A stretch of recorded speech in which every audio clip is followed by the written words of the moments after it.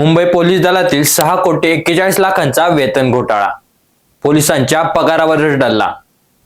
Mumbai police दलात तब्बल 6,41,00,000 रुपयांचा वेतन घोटाळा उघडकीस आलाय. पोलीस दलाशी दूरपर्यंत संबंध नसलेल्या व्यक्तींची नावं चक्क वेतन यादीत कशी आली? या संपूर्ण घोटाळ्यामागचा खरा सूत्रधार कोण हे समोर येणार का? नमस्कार, मी ऋतिक आणि आपण पाहतायत LDTV मराठी.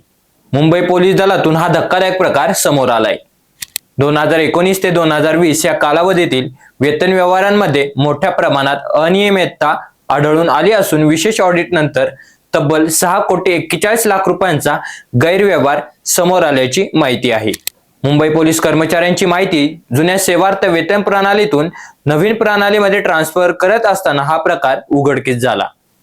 यानंतर प्रकरणाची व्याप्ती लक्षात घेऊन विशेष ऑडिट करण्यात आलं. या ऑडिटमध्ये काही महिन्यांच्या पगाराच्या रकमांमध्ये मोठी तफावत आढळली आहे. आरोपानुसार वेतन यादीत अशा 10 व्यक्तींची नावं जोडण्यात आली ज्यांचा मुंबई पोलीस दलाशी कोणताही संबंध नसल्याचं सांगितलं जाते. या नावांवर नियमितपणे वेतन काढले जात असल्याचा संशय आहे. या प्रकरणात रामदास भोगले, सुधाकर कदम, सूरज यादव, भगवत भोसले, गुणाजी खावकर, महादेव पलदनकर, राजेंद्र सोनार, उत्तम थोरात, सूर्यकांत पाटील आणि पांडुरंग कदम या नावांवर वेतन जारी झाल्याचा उल्लेख FIR मध्ये असल्याचं सांगितलं जाते. आता या 10 व्यक्ती नेमके कोण आहेत, यांच्या नावावर पगार काढण्यामागे कोणाचा हात आहे आणि त्यांच्या बँक खात्याचा ताबा नेमका कोणाकडे होता याचा तपास पोलीस करत आहेत. या प्रकरणी शासनाची फसवणूक, कट रचणे आणि पुरावे नष्ट करण्यासारख्या गंभीर आरोपांखाली तत्कालीन प्रशासकीय अधिकारी आणि कर्मचाऱ्यांविरोधात गुन्हा दाखल करण्यात आल्याची माहिती समोर आली.